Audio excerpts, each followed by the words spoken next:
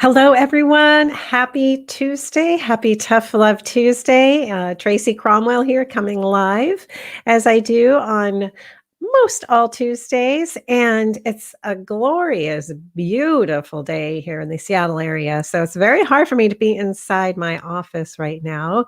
I guarantee a walk will be happening right after this broadcast. It is absolutely stunning outside. So welcome. If you're new and you haven't watched this broadcast before, my name is Tracy Cromwell. I'm a certified integrative nutrition health coach, personal trainer, and precision nutrition health coach. Recovered pre-diabetic, recovered yo-yo dieter, and recovered body loather. And, I started to do this broadcast because I just really wanted to do what I could to help spread some health information out there and help others that were like me. If you happen to be listening on the podcast, these are recorded live. And so you'll be listening to a recording of it, but anything can happen live. And so I do not edit anything. So here we go. Happy Tuesday. So today I wanted to talk about fear and anxiety, because that in so many areas of my life, sometimes I would have fear or anxiety towards something that really, slowed me down in my progress or just made it so that I had a hard time moving forward with things. And I thought that would be a great topic for tonight. I wanted to thank, I utilized some phenomenal resources today, Psychology Today, Harvard, and Harvard Health Studies, and Mental Health America to get these resources for you, plus my own experience and utilizing my book, Your Personal Journey with Food. So food is related to everything in our lives, and so much can affect it. So fear and anxiety can really affect your relationship with food. And I know in my experience, sometimes fear would make me want to eat, and anxiety would make me want to eat, or it would do the absolute opposite. And so very interesting experiences physically in relationship with fear and anxiety. So today I really wanted to put something out here to help you remove fear-related compromises that you could be making. That if you move through those fears and basically do what I put together here, could help you advance in your career, in your health and fitness and relationships, all those things, your education. So here we go. So anxiety versus fear. What's the difference, right? So I found that over 40 million people in the US alone suffer from anxiety-related disorders, and that's according to the Anxiety and Depression Association of America. So that means that about 18.1% of the adults are going to experience at some point overwhelming fear and dread associated with anxiety at some point in their lives. And so, that's happened to me in the past, but actually, we think about today, in our current time, there's a lot of that, a lot of fear, a lot of anxiety. And so I'm sure that this has actually increased immensely under the COVID issues that we're having globally. So, but fear as a concept might seem like a similar sensation to anxiety, but it's really different. Fear and anxiety are different. So anxiety is used to define an ongoing sense of dis-ease. You're not feeling very eased, if I want to say that, but dis-ease, or you're worrying about areas of life that may not present themselves as immediately threatening, but they're there, and the anxiety is there, and the nagging is there. But fear is what you feel in a scary situation. So a sudden jolt, let's just say it's like a debilitating reflex response. So something jumps out at you and you scream, like maybe you're going through one of those little horror houses at Halloween or on a ride you start screaming and you're afraid, right? But anxiety is basically less noticeable, and it's reoccurring. And it ultimately can prove to be quite a bit more problematic because it intertwines with everything in our lives. It's always there. It can always be there. So the impact that both the fear and anxiety have on us in all areas of our life is significant. And until we do some reflection and introspective work, then we can address that anxiety and those fears and basically work through them so that we can acknowledge and effectively express them. So that's what Psychology Today was saying, was that, acknowledging them is really important. Okay. So the biology of fear. So what happens to our bodies when we're afraid? So imagine when you were afraid at one time, right? So there's this physical aspect that happens to us. And, fear basically is a response from external stimulus. And it causes the amygdala in the brain to release a hormone called cortisol. And cortisol is also known as the fight and flight hormone. And it's what causes our bodies to respond unconsciously and responding to anticipation of danger or the attack from an external source. Okay. So from the amygdala, the cortisol then travels to every muscle in the body and causes them to activate. Basically, it's time to run from the tiger, right? And so we tense up and we're supposed to be running and fleeing and saving ourselves. And it's basically an unconscious physical response that the body does to protect itself. Okay, so it's just trying to protect itself from this danger that's coming. So when we have this cortisol increase physically, it releases also glucose into the bloodstream. So that's a way to then feed the muscles, right? For the need for energy to be running away from the tiger that's coming. And so all of a sudden, we not only have cortisol in our body, but we've got the glucose in there to help fuel us. All right. So the trouble with this is that today we're not getting chased by tigers. We don't really live in an environment where we have to be, oh my gosh, and running and, this constant state of fear physically. But the problem is our brain really doesn't know that.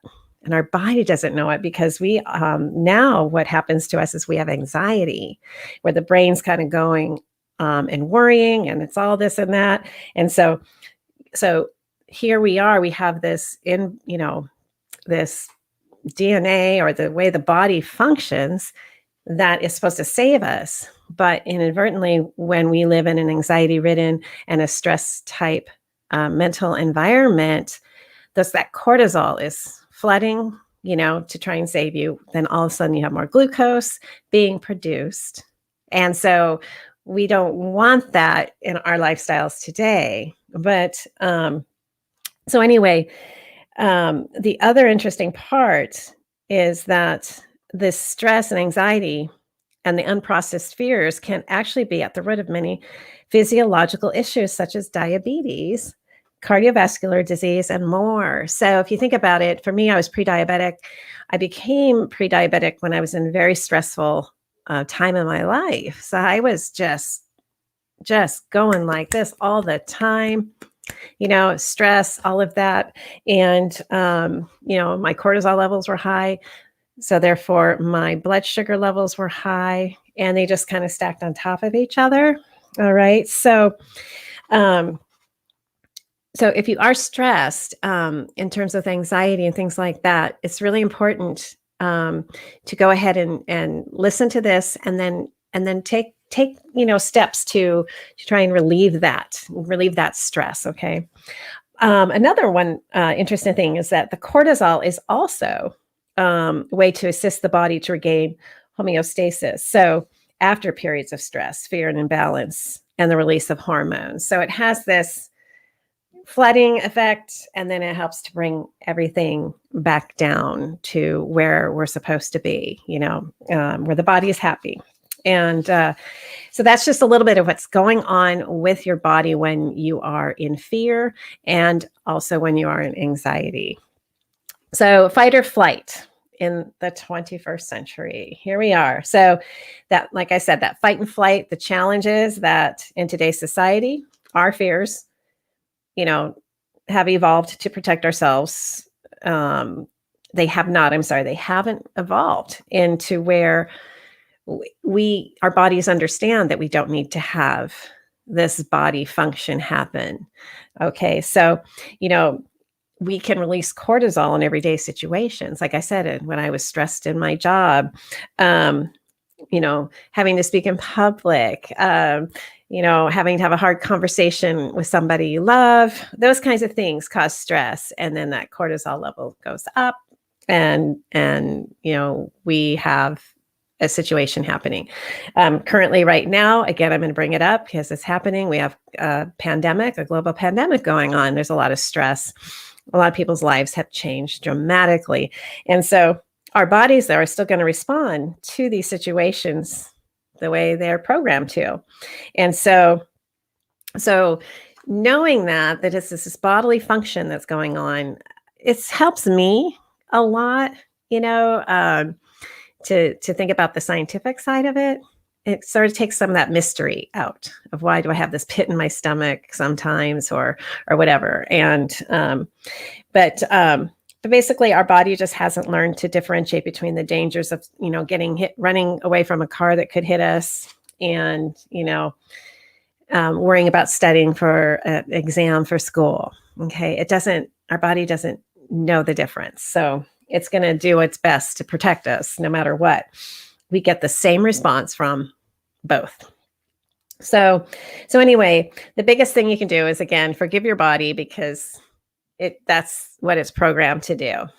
And then really, it's not your fault that these responses have become routine either. The reality behind our fear responses is that we must train our minds to react differently.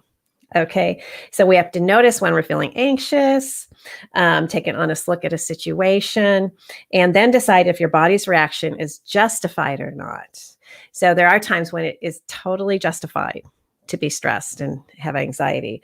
And so that part of just acknowledging, in which Ingrid and I write about in our book too, is just acknowledging and figuring out where you are. And that's the beginning of basically, letting go of your fears. And Harvard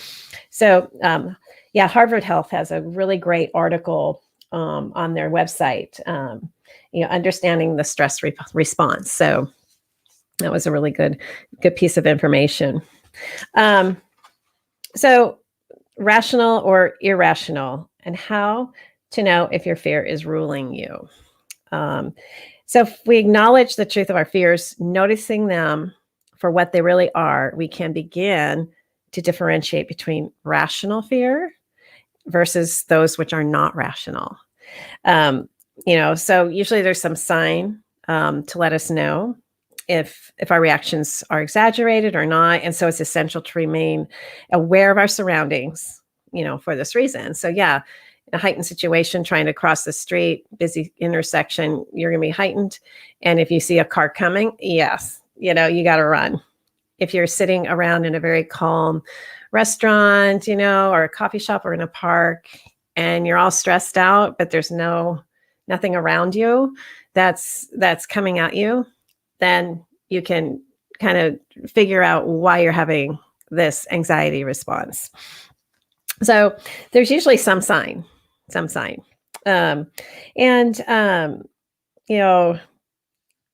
If you, how do I want to say this? You can sometimes get curious about your fears.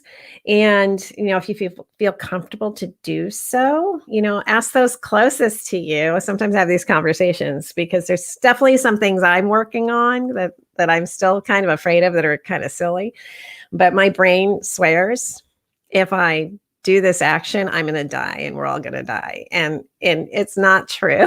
It's so anyway, when I talk to my friends and my family about it, it really helps. And so if you're really struggling, with something really, and it could be very serious too, like I'm bringing up a very simple challenge I'm having, but my brain has made it a huge challenge.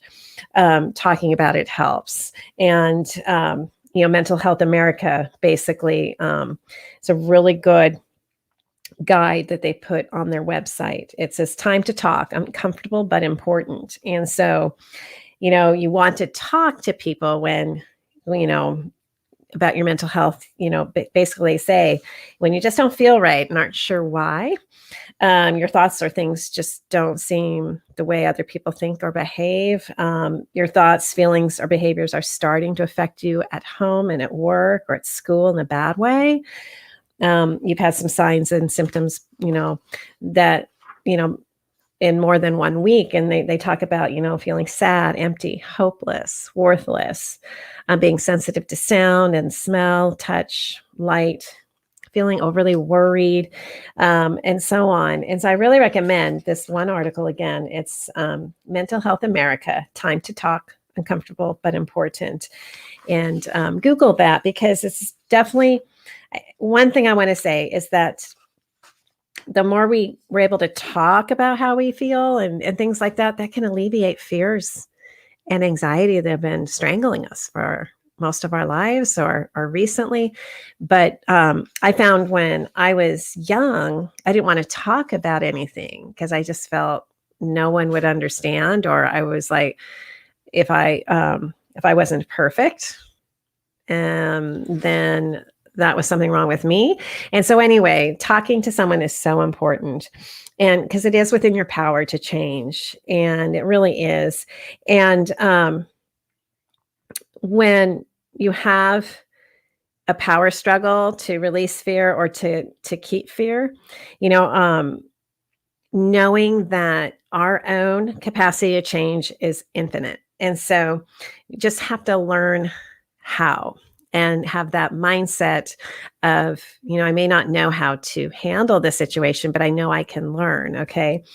So one way to start to get that power is basically, notice if statements such as the following have wormed their way into your dialogue every day. And that's, here's something that's like, I'm not capable. I'd love to, but I couldn't. Or that's not for someone like me. Or I'm not able. Just these types of words that kind of keep you away from trying something new, stepping out, like I said, and talking and creating stronger relationships, those kinds of things. So you do have the power to teach your mind to speak differently. I took a course once and it was really great. Helped me out a lot. Was if I had a goal and I was afraid to go for it, or, to do something because I was afraid, because my brain would just stop me with fear. It just wasn't going to let me do it. I would say, well, I know we don't know how to do this now, but I would love the opportunity to learn. And that phrase really released that part of my brain that was trying to protect me. And this is part of it, this broadcast, doing these podcasts, it was a big discussion for me to step out of my fear to do these. And so my brain eased up on me because I said, okay, I don't really know how to do it yet, but I'd love the opportunity to learn how. And it's like, oh, okay, I guess so for figuring stuff out, I'm cool with that. And so, the most important thing we can do with our fear is releasing and accepting. So, if we consider when you're seeking to let go of any fear, is so important to acknowledge it for what it is and how it formulated in our minds. Only by familiarizing ourselves or yourself with the fear can you hope to overcome it. So again, if it's some big thing that you just never have done before, okay, great. So 5 steps to releasing fear.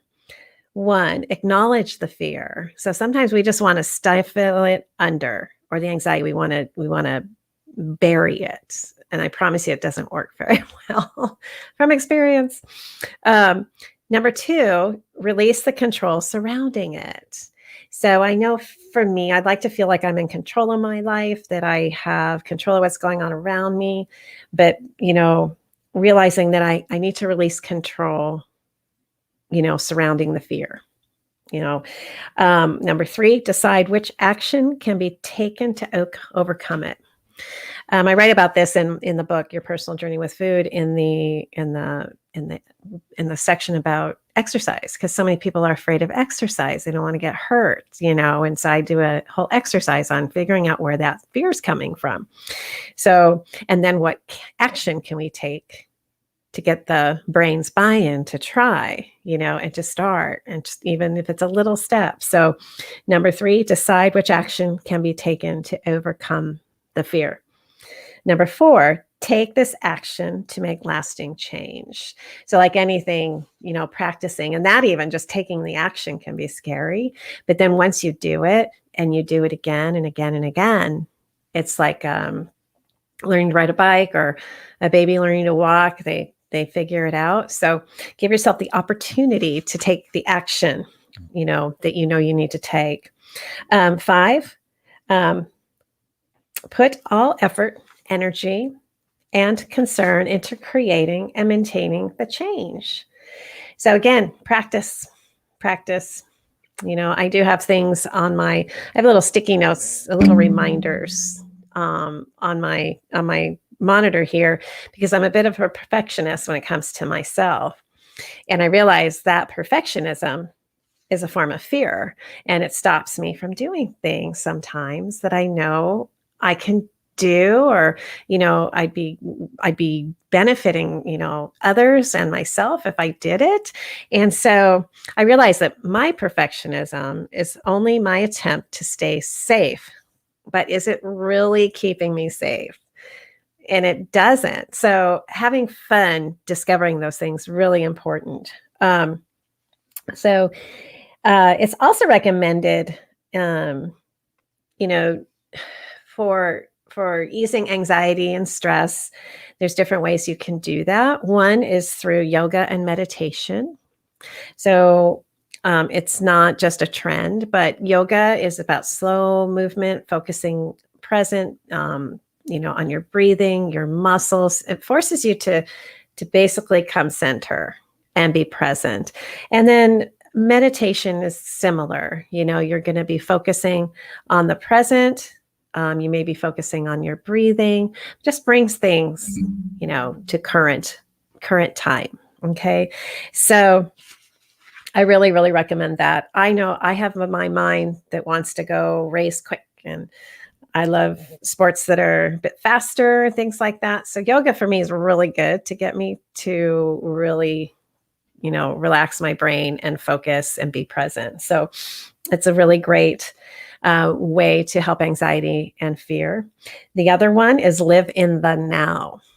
So it's often said that depression occurs when we're living in the past, and anxiety comes when we're imagining something in the future that hasn't even happened yet. And then therefore we miss the present time. So living in the now, so important.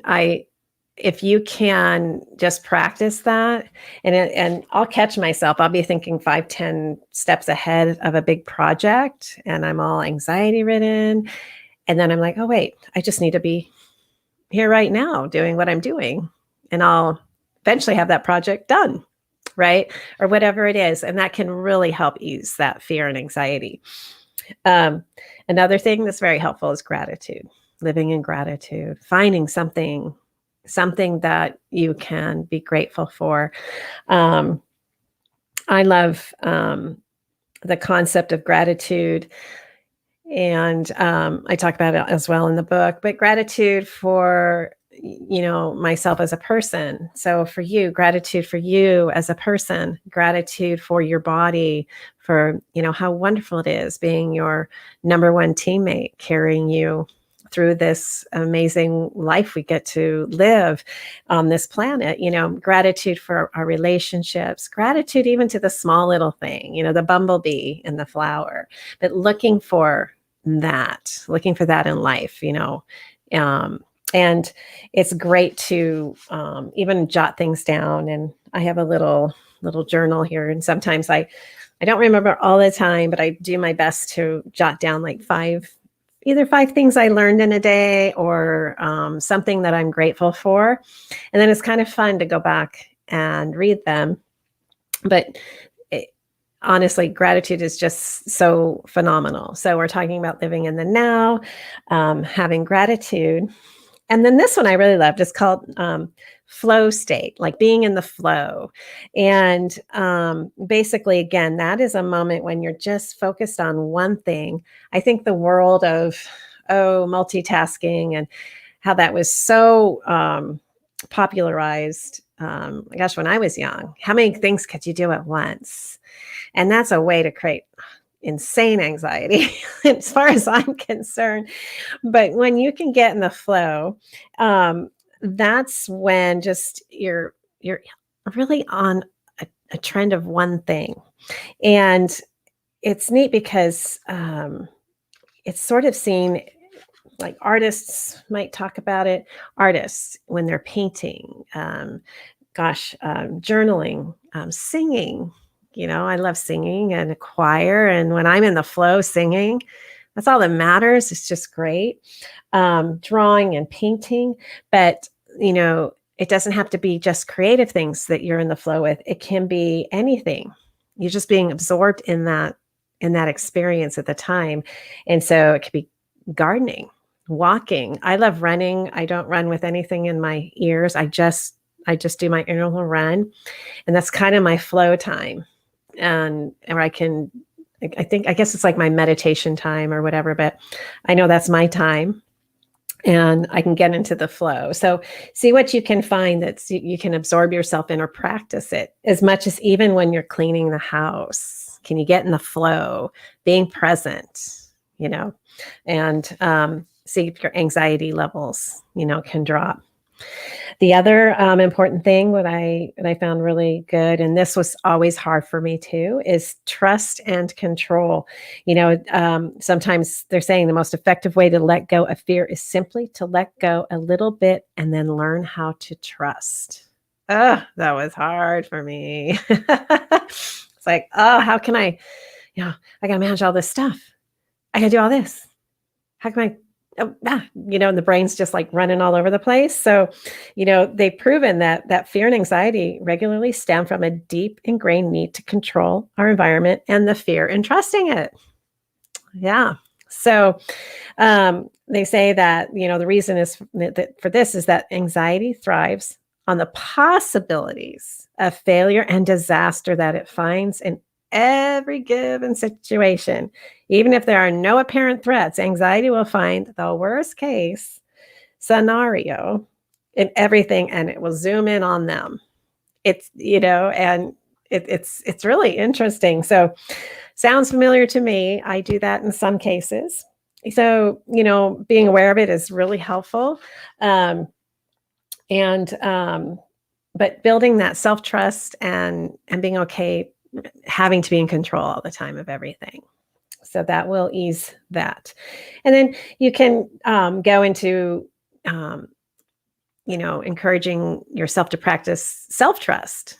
I can talk about it with, say, dieting, or trying to change your eating habits, allowing yourself to trust yourself to learn how to do it, and kind of trusting the journey and doing that. Honoring our emotions. So I used to not want to honor my emotions. I used to think that, if I was sad or hurt or upset, then that I was weak. And then that just made it worse because I try and bottle it up. I do want to recommend a book I read. It's really great. It's by Susan David, PhD, but Emotional Agility. Really, really great book. And she says, get unstuck, embrace change, and thrive in work and life. And so highly recommend. I've got all sorts of tabs in mine. Really good. So again, about honoring emotions, honoring how we're feeling instead of stuffing them. And so it's really important, releasing the need of others' opinions and approval, and that's important. So when we honor our feelings, being the crying when we're sad or expressing gratitude when we're grateful, we're human and we've been given this great opportunity to have emotions. And so when we stifle them, again, that can create great anxiety when you're not honoring what you're feeling. And so anyway, very, very important. And this is another good one. The power of silence, being able to just be silent, not worrying about filling the empty space in a conversation and letting the silence be there, or sometimes just, being silent on your own outside, going for a walk, and being okay with no conversation, no need to fill the space, just being present. So stillness forces us to deal with fears and start from a place of stable awareness, so that we can change them. And then that silence can work into, a meditation or the mindfulness, breath awareness, those kinds of things. And bringing it around back to food, anxiety, when we're anxious and fearful and we're eating, we may not be paying attention to how much we're eating or how we're eating. And so that's where mindfulness, being present, I'm saying again, being present in the now, that's how anxiety can come into our food, and so bringing that together, which is my next step, which is mindfulness, practice of mindfulness, just paying attention. It's easier said than done, but again, mindful of posture, mindful of how you might be feeling. Are you just habitually tense and you don't even know why? It's just a habit. And so releasing that, just honing in on those. So notice when your body might react physically to external triggers. Figuring out your triggers in this way is a great way of releasing the fear and anxiety that we can have. Notice again the small things around you, the beautiful things is great. Practice, if you want to, again, practice loving kindness meditation. And that's one thing I always like to bring it to you, bring it to your body, that's carrying you. You can focus on your heartbeat. You can focus on others that you love, but just, again, bringing things present in the now, in the current time. And here we go. Stop indulging our fear and feeding it. So it is interesting how we will indulge in the things that least serve us sometimes, like the cake, the cookie, whatever it might be, the wine, the fear. We have this part of our brain that's just like, and it gets some kind of, it out of habit, it gets some kind of pleasure in it, possibly. It doesn't know how to function otherwise. Sometimes I'll be wondering why I feel weird, especially after I'd gone through the journey of being pre-diabetic and all of that. If I didn't have a pit in my stomach of despair or frustration, I thought something was wrong. I was so used to living in this hyper environment, with just go, go, go, go, go, that when that was gone, I felt like, what's wrong? How come I'm not anxious? Why aren't I afraid of something? My brain's just like, what's going on? It's got to find something. So teaching it to stop just doing that was really interesting. So when you feel the fear or the anxiety, and if you do catch yourself like I was, when it wasn't there, my brain trying to find something, anything, I realized it was somewhat habitual, just a habit, of my mind. So anyway, let's see. Stop waiting for the right time. This is me. So we may, out of fear, keep waiting for the right time to, make changes in our lives or to do something we'd always dreamed of doing because we're so afraid we got to wait for the right time. But, right time is may never come. You just gotta go. You just gotta do it. Right. So the reality is it may not actually ever occur. And so why put yourself through waiting so long for the right time and versus just going for it? You want to create something, you want to do something, just don't let fear win, right? Just keep pushing. And again, like I said too, I had to buy in, get my brain to allow me, So I said, I may not know how to do this yet, but I'd really like to start a broadcast and I'd like to learn how. And then it was like, oh, okay, I guess if we're just learning, I'm fine with that. We're not going to die learning, I don't think. And now it's kind of funny. I'm like, well, guess what? We're doing it now and we're not dead and we survived. And, so it was never going to be the right time to start this. It was never. And so got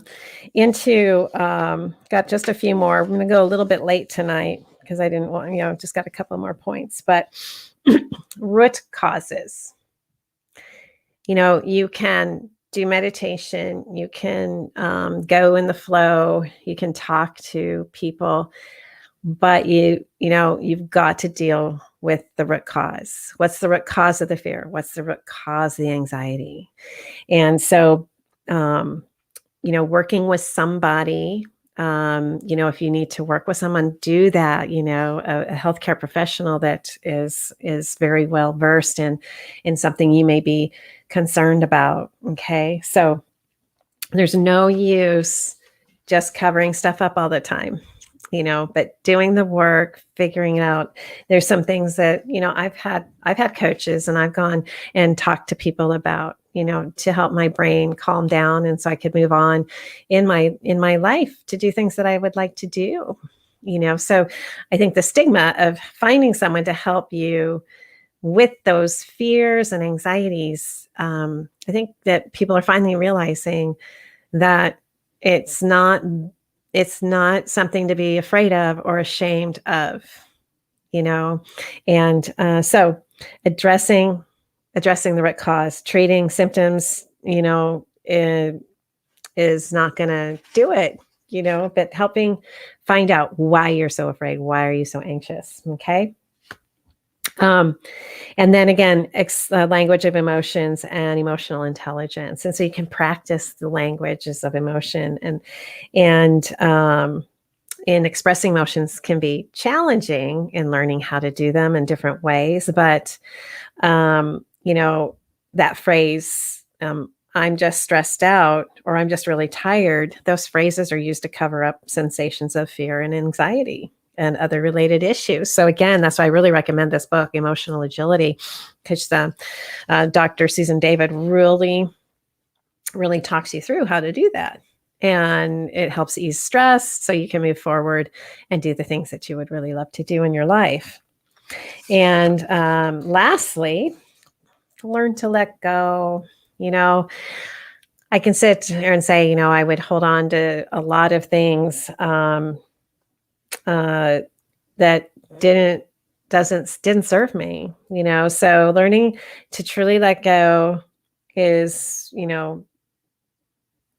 a wonderful way to get to contentment and satisfaction in life. And so that's letting go of the fear, letting go of anger, intense emotions, maybe aimed at somebody else, at past experiences that you have. If you can let them go, it doesn't mean that you're ignoring them or that they didn't happen. That's not what I'm saying.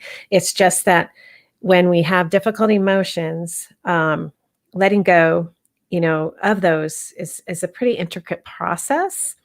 And again, it's looking for the acknowledgement, acceptance, and moving through the difficulty, and so that's where I truly believe if you're having a challenge doing that, find a wonderful professional that you can relate to, or even just start talking.